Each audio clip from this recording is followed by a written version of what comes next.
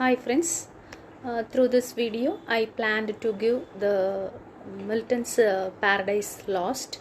I divided the videos into 7 parts.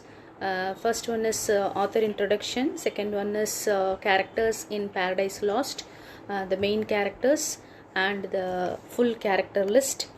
Third video will be plot summary of all the 12 books, and the fourth one is book-wise summary and analysis, book 1 to book 3, and the fifth video will be book 4 to book 6, and the sixth video will be book 7 to book 9, and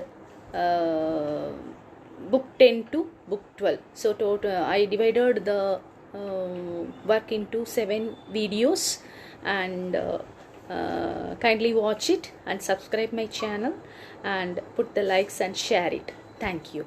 Let me start the first video, author introduction. John Milton was born on December 9, 1608 in London. His father was a scrivener, notary public, who had embraced the Puritan faith, but whose Puritanism was not of the hard and forbidding type. The boy Milton grew up in an atmosphere characterized not only by pity but also by music, literature and the social graces. The Puritanism of the time had none of that harsh, strenuous which it afterwards took on. Puritanism was marked by geniality and zest for life. Milton was taught music and was allowed to range at will through the English poets. Milton developed a liking for Spenser, and Spenser's influence can be traced in Milton's early works. At Christ's College, Cambridge, Milton began to prepare himself with earnestness and consecration for the life of poetry. His mind was fixed on lofty themes, and he felt that such themes could be fitly treated only by one who had led a noble and austere life. So the magnificent ode on the morning of Christ's nativity, which was published in the year 1629, which deals with the signs and portents filling the world as Christ's birth, was written at 21. The poem showed that a great poet was in the making. And 2 years later, Milton left Cambridge and went to Horton, a little village of London, where his father had retired to spend his declining days. Horton was a beautiful country of woods, meadows, and brimming streams. The young poet spent 5 quiet years there, and he appeared idle, turning over the Greek and Latin classics. But in reality, he was preparing himself to write some poem which England would not willingly let die. A sonnet which he composed on his 23rd birthday shows that he was deeply dissatisfied with what he had done in verse before going to Horton. There was no reason for Milton to despair, for he wrote certain remarkable poems during the Horton period. The first product of Milton's Horton period was a poem Pots, El Allegro and Tu Pennizzaro. The poem is in its nature autobiographical. The two parts of the poem paint the two sides of Milton's own temperament. The one urging onward toward communion with the brightness and vivid activity of life, the other drawing inward toward lonely contemplation or musings upon the dreamier, quieter aspects of nature and of human existence. To represent these two moods, Milton imagines two typical youths living each through a day of typical thoughts and pursuits in the midst of congenial surroundings. And taken together, the two poems represent the kind of life which Milton led during the 5 years at Horton. The next two poems of this period were masque form. One was a fragment, Orchids, and other was a complete masque, Comus. Comus was written at the request of Milton's friend Henry Lawes, a musician who supplied the music and played the part of the attendant spirit in Comus. The plot of Comus is simple and effective. The masque presents two brothers and a sister. Astray in a forest, they are separated. The girl is taken captive by Comus and is led to the place where he dwells, surrounded by strange half-bestial creatures whom he has transformed. Comus attempts to transform the girl also. She resists his efforts, refusing to yield to the allurements of sex, and at length rescued by her brothers and an attendant spirit. Milton charges the delicate texture of his masque with ethical doctrine without at all marrying its beauty.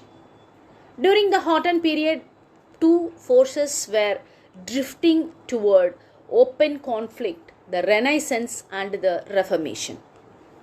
The influences of the Renaissance were gradually losing force. The moral enthusiasms flowing from Reformation were meanwhile growing narrower and intenser and taking deep roots in the Puritan party. The moral strenuousness of the Puritan movement soon rigidified into moral sternness, which in turn deepened into hard fanaticism. So this fanaticism had begun to spread over England, affecting in one way or another the vital part of all men. In Comus, the moral strenuous finds expression through in the most unobtrusive manner. In Lycidas, written in 1637, there is sounded a sterner note, a note of austere indignation and fierce warning against the corruptions which had crept into the church. So Lycidas is an elegy upon the death of Edward King, a college mate of Milton's, drowned in the Irish Sea.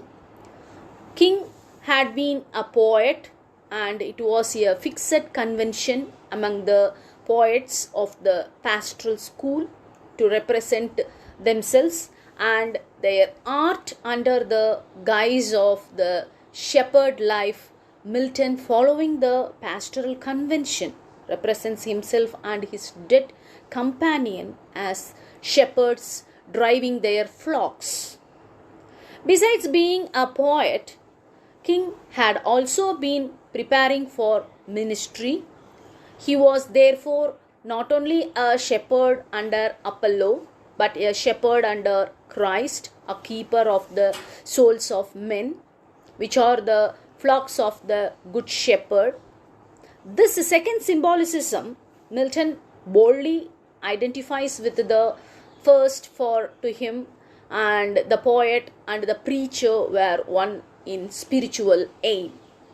Still more boldly, in the strange procession of classic and pseudo-classic divinities whom he summons to mourn over Lycidas. He includes Saint Painter, the bearer of the keys of the church, and he puts in his mouth words of solemn wrath against those blind mouths, those worldly churchmen who for their belly's sake creep and intrude and climb into fold. So in 1683, 38 to 39, Milton travelled abroad, chiefly in Italy. During the travel, he came into contact with the Italian literary academics. So Milton pondered much upon a projected epic or drama on the subject of King Arthur's wars, a subject suggested to him by the epics of Tasso and Ariosto. After his return to England, Milton was drawn into a pamphlet war on the vexed question of episcopacy. Then followed his ill-started marriage into a royalist family. Milton disappointed with his wife, and he wrote several pamphlets on divorce. He was merely bringing to bear upon one issue of domestic life, that spirits of free inquiry everywhere being applied to public institutions. In another pamphlet called Areopagitica, Milton attacked the censorship of the press. Milton saw the time-honored institutions of the censorship to be an intolerable hindrance to freedom of thought. In the pamphlet on the tenure of kings and magistrates, 1649, Milton defended the execution of King Charles II in 1649. When the Commonwealth Party came to power, it showed its gratitude to Milton by appointing him to the position of Latin Secretary to Cromwell's government, his duties being to indite correspondence with foreign powers and to reply to attacks by pamphleteers of importance. In the midst of controversy of this sort, his eyes failed, and in a short time he was stally blind. He continued his duties with Andrew Marvell as his assistant. After the Restoration in 1660, Milton was imprisoned for a short time and then forced to live in retirement in order to escape paying with his life for his fearless support of the Commonwealth Party. After his dismissal from the Latin Secretaryship in 1660, Milton turned his attention to writing an epic poem. By 1665, he finished Paradise Lost, and it was published by an obscure printer in 1667. The poem deals with the fall of Adam from a state of innocence into a state of sin. Milton wrote the poem in blank verse, and the grand style suited the grandeur of the subject.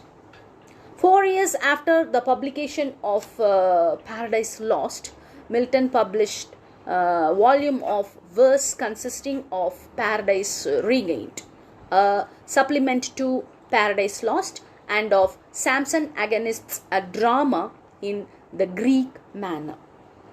Paradise Regained deals with Christ's temptation by Satan in the wilderness, whereas Paradise Lost shows man succumbing to Satan's temptation. And Paradise Regained shows Christ's victory and his readmission to divine grace.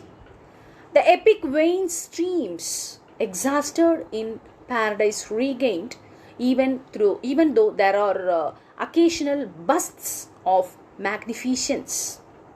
Samson Agonists has marked autobiographical elements like Samson. Milton had fought against the Philistines. He had taken a wife from among his enemies and suffered bitter loss at her hands.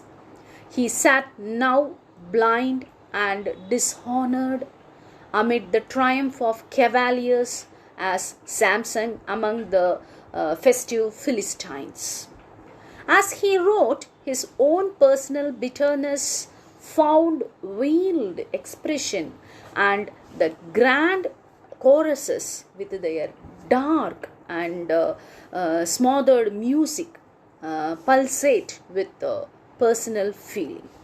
Milton died in 1674. This is it. Thank you. The next video will be the characters in Paradise Lost, the main characters and the full character list. Thank you. We will see in the next video. Thank you, viewers. Thank you.